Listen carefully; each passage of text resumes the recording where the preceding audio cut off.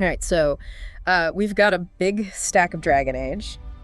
The Veilguard reviews here. I know you're all probably like dying to play this thing. Absolutely. And it seems like critics are kind of all over the place with this one. Yeah, I mean, it's really interesting, isn't it? Yeah. Like, some people are calling it, the return of BioWare. Right back to their roots. Yeah, and others are saying it just doesn't quite hit the mark. Yeah, so that's what we're going to be looking at today in this deep dive. Exactly. Not just like a simple, is it good or bad? Right. But what specifically is working, what isn't working, and what does that mean for the future of the Dragon Age series? Absolutely. By the end of this, you'll know if the Veilguard is up to the hype or not. So first off, let's talk about the elephant in the room, which is combat. It seems like BioWare has completely decided to ditch the old tactical combat for something much more actiony. Yeah, it seems like right out of the gate, the Veilguard is taking a lot of inspiration from games like Darksiders. Okay. So think, fast-paced combos, fluid movement, lots of spectacle, that kind of thing. So very different. Very different. From like the pause and play of the older games. Absolutely. Yeah. Which some reviewers are praising as a much-needed sort of modernization. Right. Whereas others are saying it's kind of like a betrayal of the roots of Dragon Age. Yeah, one reviewer said it's like playing Devil May Cry, but in Thedas. Now, I don't know about you, but that's an image that is both exciting and terrifying. I was about to say that's an interesting, an interesting comparison for sure. Yes. Makes you wonder if they're trying to appeal to a different audience. Right. Maybe one who is more into that fast-paced action. Yeah. Who might have found the older games. Right. Maybe a little too slow or a little too cumbersome. Yeah. So, and speaking of appealing to a new audience, let's talk about these visuals. Reviewers are obsessed with how good this game looks. The graphics are stunning. And they keep talking about the hair tech. Oh yeah, the hair tech is apparently incredible. Yeah. It seems like they've really pushed the boundaries of what you can do visually on the current generation of consoles. Yeah. The environments are breathtaking. Yeah, and they're all like super atmospheric too. Oh yeah, you've got reviewers are specifically mentioning the Nevarran necropolis, which sounds like straight out of like a gothic nightmare. Oh wow. And then you've got the Arlethan forest, which is shimmering with otherworldly beauty. Oh, so they're describing the Nevarran necropolis as like a gothic painting come to life. Yeah. Oh, count me in. It seems like they're really using those visuals to enhance their storytelling. Yeah, I mean, they've always been good at that, like that cinematic storytelling. Absolutely. Think back to Inquisition. Right. With those epic cutscenes, the vistas, and the dramatic lighting. They're taking that to a whole new level with the Veilguard. So it's really immersive then. It sounds like it. So we've got great combat, we've got great visuals, but how is the story? Because that's always been like the heart of Dragon Age. Yeah. And it seems like this is where the reviewers are kind of the most divided. Yeah, and it's interesting because some reviewers are saying that the main plot, which involves these evil elven gods, is a little too familiar, a little too predictable for Dragon Age. Yeah, one reviewer called it a paint-by-numbers fantasy plot. Oof. Yeah. Not exactly a glowing endorsement. No, and there's this feeling from a lot of the reviews, like, the Veilguard doesn't really acknowledge the past games in a meaningful way. Yeah. Like, all those big decisions you made in Origins, Inquisition, it's like, it doesn't matter anymore. It does seem like they've gone for a bit of a soft reboot approach with this one. Okay. So maybe letting new players jump in without feeling lost. Right. But maybe alienating some of the people who are hoping that their choices would actually carry over in a meaningful way. But there is a break side. There is. Tell me more. So while the main plot might not be winning everyone over, the companion characters are getting almost universal praise. Okay. So we've got Davrin, the conflicted Grey Warden, who's wrestling with his past. Okay. You've got Neve, the really bright detective mage. Oh, cool. Who is unraveling some kind of conspiracy. I like it. And then you've got Emmerich, who is a necromancer who's trying to seek redemption. I love the necromancer trope. It's a good one. Yes. And each of these companions has their own really fleshed out storyline. With personal stakes and dramatic twists and all that. It sounds like they're leaning into their strengths there. They are. I mean, they've always been really good at writing characters and making you care about them. It's classic BioWare. Yeah. But there is a potential downside to this approach. Oh. What's that? So by focusing so much on these individual journeys, Right. the game might be sacrificing some of that grand world-altering scope Right. that defined the previous games. Like when you made a decision in Origins and it had repercussions. Huge repercussions. The whole kingdom. Or in Inquisition, where you were dealing with all these political factions and you were shaping the fate of nations. It makes you think. It does. Is the Veilguard more about shaping the world or shaping these individual lives? Yeah. That's a great question for Dragon Age fans. It is. Okay, so speaking of shaping things, let's move on to gameplay systems. All right. And it seems like BioWare has decided to do a Marie Kondo Okay. on Dragon Age's traditionally complex mechanics. So streamlining is the name of the game here. Yes. They've simplified or completely removed features that were staples of the series. Like what? So things like inventory management. Oh, wow. Carry weight limits. Really? And even the cost of respecting your character. So no more spending hours agonizing over whether or not to sell this rusty dagger. Yeah, you don't have to worry about inventory Tetris anymore. Wow, that's bold. It is bold. I don't know if it's good or bad yet. And the reviewers are kind of split on it too. Okay. Some people are praising this streamlined approach. Okay. They're saying that it allows them to focus more on the story and the characters and not get bogged down in menus and micromanagement. So it's more accessible. Yeah, potentially more accessible to newcomers or people who just prefer a faster paced experience. But what about the people who like that level of detail? Right. Like they like to have control over every aspect of their character's development. And that is a valid concern, and some of the reviewers have echoed that sentiment. Okay. They're saying that the lack of inventory management and some of those traditional RPG mechanics makes the game feel a little shallow. Yeah. Like it's missing something. And it seems like this streamlining extends to the world design too. So how so? So instead of that one big sprawling map that we had in Inquisition, we've got multiple smaller hub areas that are connected to a central location. Okay. Some reviewers are describing it as like a hub and spoke model. Okay. Sort of similar to games like God of War. Okay.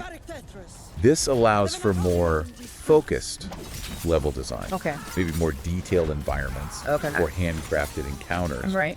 But it also makes you wonder whether the world feels as interconnected or as expansive as the older games.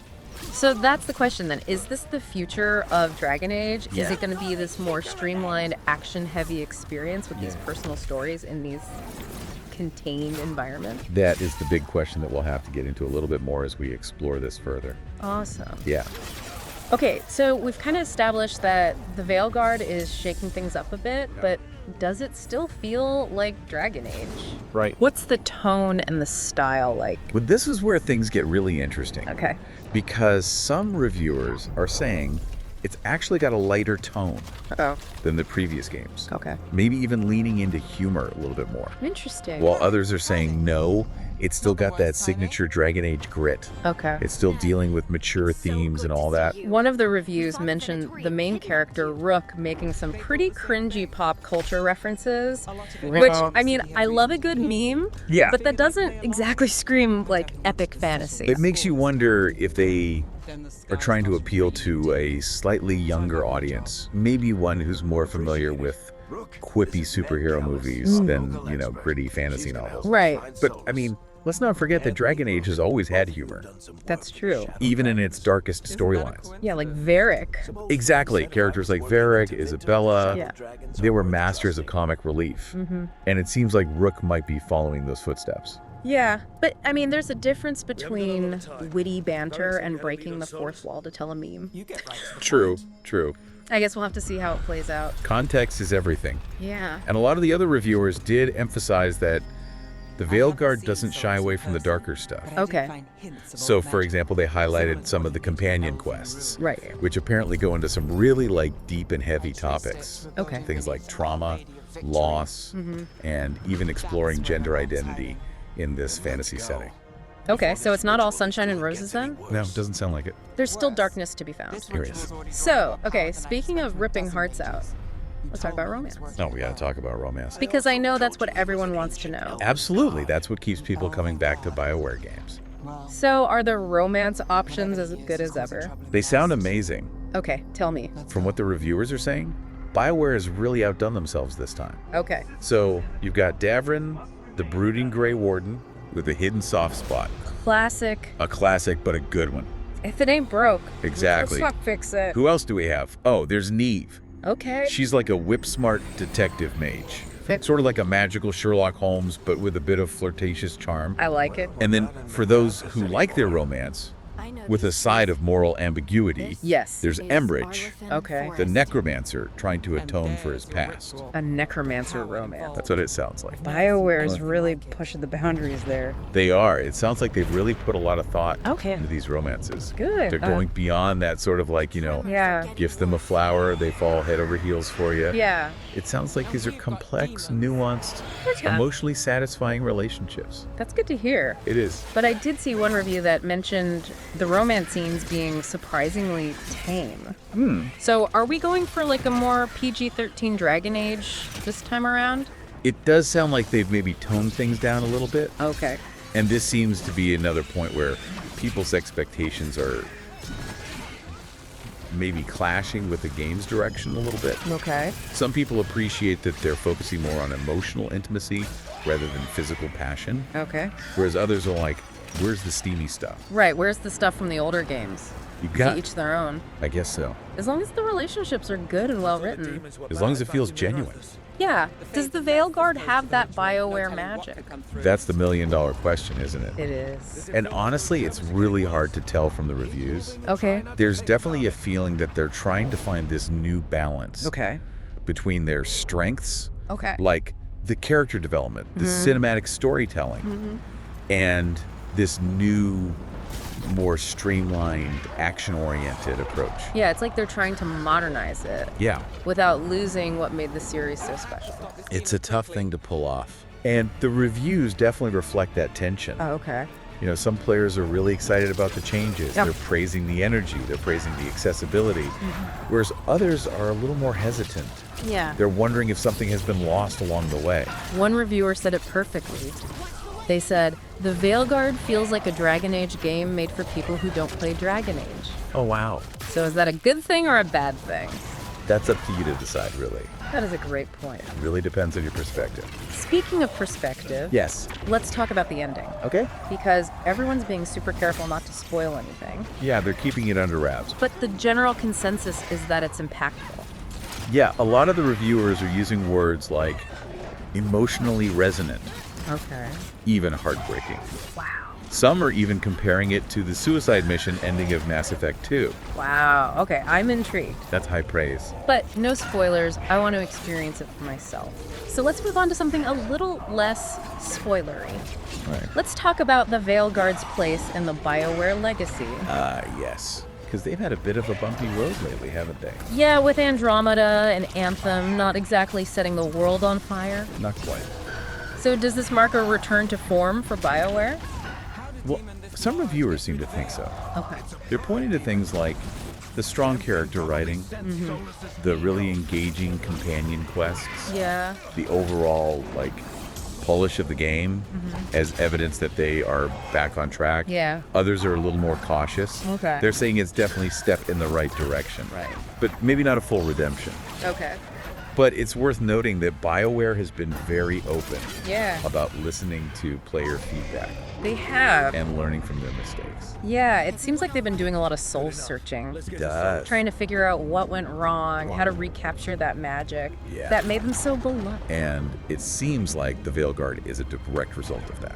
Yeah, like they're taking risks, they're trying new things. They are. But they're also staying true to their core values. Yeah. Like compelling characters, meaningful choices, Yeah. stories that stick with you Absolutely. long after the credits roll. It's a delicate balance to strike. Yeah. And only time will tell if they manage to pull it off with the Veilguard. So let's get back to these gameplay changes. Okay. Because we talked about the streamlining and the move away from the open world. But what does that actually mean for the player experience? Well, some reviewers have said that it makes the game feel a bit more linear Okay. than the previous Dragon Age games. Okay. The hub and spoke design, Right. combined with the simplified inventory and skill systems, Yeah. creates a more guided experience. Okay. It's almost like BioWare is holding your hand a little bit more this time. Okay. Leading you down a specific path. So are they sacrificing player agency then? Potentially. Right. To make it a more cinematic, story-driven experience. Yeah. And that might not sit well with every player. Yeah, like if you're someone who really loves exploring those big open worlds. Huge open worlds. Meticulously crafting your build. Then maxing all the stats. Yeah, and feeling like those choices really have a tangible impact on the world. Yeah, if you're that kind of player, then maybe the Veilguard might feel a little bit constricting. But on the flip side, if you prefer a more streamlined experience where it's all about a compelling narrative, strong characters. If that's what you're after, then the Veilguard might be exactly what you're looking for. Yeah, so again, it's like, what kind of Dragon Age experience do you want? Yeah, what are you looking for? Are you ready for this action-packed cinematic adventure focused on these personal stories? Or do you want that classic big open world BioWare RPG? There's no right or wrong answer. Absolutely not. It's all about personal preference. But hopefully this deep dive is giving you the tools you need to decide. The insights to make a decision. Now, before we wrap things up completely, there's one more thing I want to talk about, and that's the political landscape. The political landscape. Or rather, the lack thereof. Ooh, interesting. Because a lot of the reviewers have pointed out that this game doesn't really focus that much on the political intrigue that was so central to the previous game. It was a huge part of it. Yeah. So the focus on these personal narratives, this streamlined approach to world building, has resulted in a much less politically charged experience. So it's less about, like, you know, kingdoms rising and falling, and more about these individual struggles. Yeah, it's like they've traded the grand sweeping conflicts of origins and Inquisition for these smaller, more intimate, character-driven stories. Yeah, and some fans might be wondering if that makes the game feel a little bit small. Yeah. Like it's lost some of that epic scope. Yeah, think about those decisions you made in Origins. Where you had to choose between the mages and the Templars. Or forge a completely new path. Right, or the political maneuvering of Inquisition. Where you were constantly balancing the needs of all these different factions. Trying to unite this fractured world. Huge decisions. Yeah, and that doesn't seem to be as prominent in the Veilguard. And so some of the reviewers are wondering if it makes the game feel less consequential. Less impactful. Less like your choices really matter. Yeah, but then again, maybe this is a deliberate choice by BioWare. Maybe they're trying to tell a different kind of story. One that's more about personal growth. And relationships. And maybe exploring different facets of the world. Maybe going deeper into like the lives of ordinary people. Who are caught up in these extraordinary situations. That could be really cool. It could be fascinating. It's definitely a gamble. But it could pay off in some really unexpected ways. You never know. Because sometimes the most powerful stories are the ones that focus on the personal, the human. The emotional. So that's something to keep in mind as you approach the Veilguard. Don't go in expecting another Origins. Another Inquisition. It's its own thing. It's a different beast. Be open to a new experience. A new kind of Dragon Age story. And remember, even though the Veilguard might not be as politically charged as its predecessors, it still has the potential to tackle some really important themes. It could make us think about the world around us. Yeah, and ultimately, the success of this game is going to depend on whether it connects with you on a personal level. Does it make you think? Does it make you feel? Does it stay with you? Does it leave you wanting more? Those are the questions you should be asking as you embark on this new adventure. Now, before we wrap up this deep dive completely, let's take a step back. And consider the bigger picture. The bigger picture. Because the Veilguard is more than just a new game. It is. It was kind of a symbol, isn't it? Yeah, it's symbolic of BioWare's evolution, their willingness to adapt, to experiment, to try new things. And their commitment to storytelling. Absolutely. To crafting these memorable characters, immersive worlds. And it's a reminder that video games are constantly changing. They're always evolving. They're pushing boundaries. What worked 10 years ago might not work today. And what's popular today might be forgotten tomorrow. Yeah. It's a fascinating time to be a gamer. It is. To see how things are changing. To be a part of that conversation. Yeah. About what video games can be, what they should be. What they will be. And with the Veilguard BioWare is throwing their hat in the ring, they're offering their vision of what an RPG can be. And whether you agree with that vision or not, it's up to you. It's a matter of personal taste. But one thing is certain. What's that? The Veilguard is a game that deserves to be played. Yes. To be discussed. Yeah. To be debated. Yeah, it's a game that could spark some really passionate conversations. It could. And potentially even shape the future of the Dragon Age franchise. And that's what makes it so exciting. Absolutely. Okay, so it really sounds like the Veilguard is trying to do something new. Yeah. While still holding on to some of those classic elements. It's at that balance, isn't it? Yeah, like they took the Dragon Age recipe, swapped out a few ingredients, added a dash of something unexpected. A little spice. Yeah, and now we're all waiting to see if it actually works. We're the taste testers. Yeah, you the listener, you're the ultimate judge. You get to decide if this new flavor is something that you enjoy.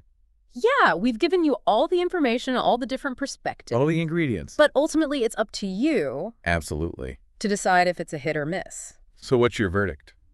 Now, while you're thinking about that, there's one more thing that really stood out to me in these reviews. Okay. Something that could be amazing or a total disaster. All right. I'm intrigued. Lay it on me. So, you know how we talked about the world design? Yeah, the hub and spoke. Right, moving away from that huge open world of Inquisition. Yeah, definitely a big change. What seems like that design philosophy also extends to the quests. Okay, how so? So instead of having like a ton of side quests. Right, like tons and tons. Yeah, the Veilguard has a much smaller number. Okay. But they're all supposed to be more meaty, more narrative focused. Oh, interesting. So it's like... It's a quality over quantity approach. Okay, I see. So imagine like fewer quests, but they're all really memorable. Each one has its own storyline, characters, consequences. So instead of those little fetch quests, you get mini stories. Yeah, like woven into the game. That does fit with their focus on personal narrative. Right. But what if those quests aren't actually that good? That's the question, right? What if they feel repetitive or shallow? What if you just want more? Yeah. What about the people who want to spend hours and hours just exploring and doing all the side content? Right. So again, it all comes down to what you're looking for. Your preferences. Do you want a ton of content? Yeah. Or do you want a really tightly focused narrative? So are you willing to trust BioWare on this one? Are they going to deliver? Big question. Big question. Only time will tell. But no matter what, it's clear that the Veilguard is shaking things up. It is. They're not afraid to experiment. And that's exciting. It is. Makes you wonder, you know, what's next for Dragon Age? Right. Is this going to be a masterpiece? Yeah. Are they going to completely redefine the series? Or is it going to be a big misstep? Right. Maybe they'll go back to the drawing board. Or maybe it'll be somewhere in between. Yeah. A flawed but ambitious game. A game that makes you think. Yeah, that starts conversations. That paves the way for new things. And that's the beauty of video games, isn't it? It is. They're always changing. They're always evolving. They make us question what we thought we knew. They challenge our expectations. So go out there, play the Veilguard. See for yourself. Form your own opinion. Let us know what you think. We want to hear your thoughts. Because ultimately, it's your experience that matters. Yeah, and that's what makes it all worthwhile. Absolutely. This has been an awesome deep dive. It has. So much to think about. So much to discuss. And we can't wait to see what the future holds. For Dragon Age. For BioWare. For all of us. Until next time. Happy gaming, everyone.